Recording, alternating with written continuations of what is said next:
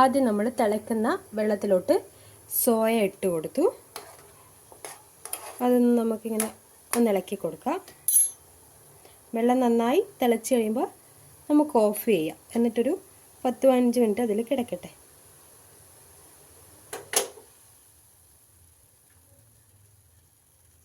അതിന് നല്ല സോഫ്റ്റായി വരുന്നവരെ അതിലൊരു 10 മിനിറ്റ് അവിടെ കിടക്കട്ടെ. തിളച്ച വെള്ളത്തിൽ ഒരു 10-15 മിനിറ്റ് ഇട്ട് വെച്ച ശേഷം നമ്മൾ ആ വെള്ളം ഊറ്റിക്കഴിഞ്ഞ് നല്ല പച്ച വെള്ളത്തിൽ ഒരു 3-4 പ്രാവശ്യം ഇതുപോലെ കഴുകി പിഴിഞ്ഞെടുക്കണം.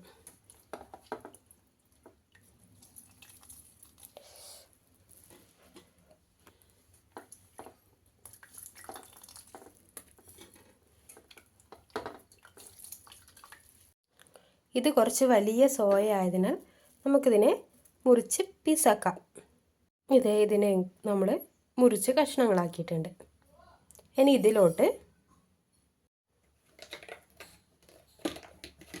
ഇതിലോട്ട് ആവശ്യത്തിന്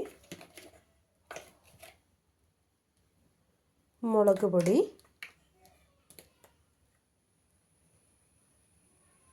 മഞ്ഞൾപ്പൊടി,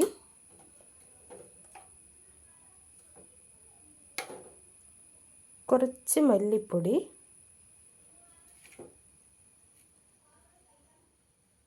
കുറച്ച് കുരുമുളക് പൊടി,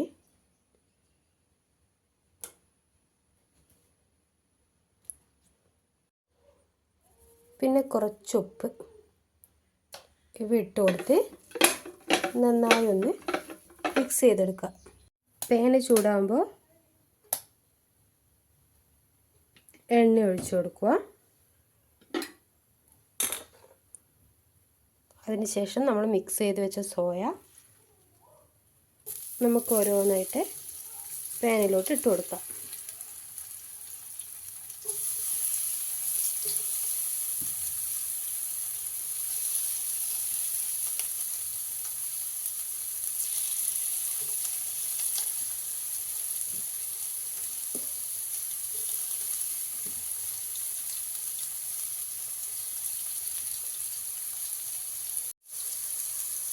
സോയ പാനിലോട്ട് ഇട്ട് കൊടുത്ത് അത് നന്നായി ഒന്ന് ഫ്രൈ ആവട്ടെ.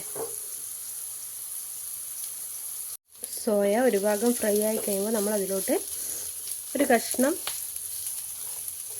സവാളയും പിന്നെ കുറച്ച് കറിവേപ്പിലയും മുറിച്ച് ചേർത്ത് കൊടുക്കും.